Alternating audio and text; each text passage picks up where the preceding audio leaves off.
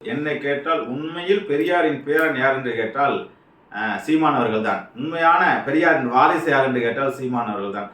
பெரியார் படிக்கணுங்க. நம்ம வந்து ஆன்மீகத்தில் இருக்கோம், விஷயத்தில் இருக்கோம்.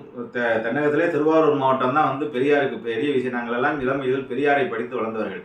பெரியாரை தெளிவாக படித்தீர்கள் என்றால் ஒரு ஒருத்தர் சொல்கிறார், இன்னொரு 20-30 ஆண்டுகள் கழித்து என்னை முட்டாள் என்று சொல்ல வேண்டும், என்னை விமர்சனம் என்றவர்கள் வர வேண்டும், என்னை விமர்சனம் என்றவர்கள் வர வேண்டும், அதை நான் வரவேற்கிறேன். அதுதான் உண்மையான பகுத்தறிவு என்கின்றார்.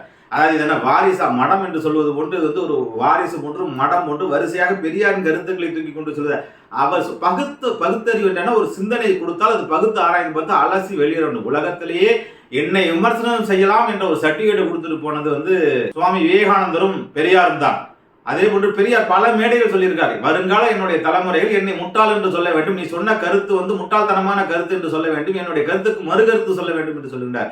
இந்த சீமானை வந்து இவ்வளவு விமர்சனம் பண்ண வேண்டிய அவசியம் கிடையாது. சீமானுடைய அரசியல் கருத்துக்கள், சீமானுடைய வாழ்வியல், சீமானுடைய சிந்தனைகள், அதற்கெல்லாம் நமக்கு 1000 கருத்து வேறுபாடுகள் இருக்கலாம். அவருடைய கருத்தை எடுத்து விமர்சனம் பண்ணக்கூடிய ஒரு தைரியம் வந்திருக்கின்றது அல்லவா, அது மிகப்பெரிய விஷயம். அதை வந்து இன்றைக்கு ஊதி பெரிதாக்கி இந்த ஊடகங்கள் எல்லாம் வந்து அவரை விமர்சனம் செய்வது என்பது நீங்கள் உண்மையாக பெரியாரை படிக்கவில்லை என்றுதான்.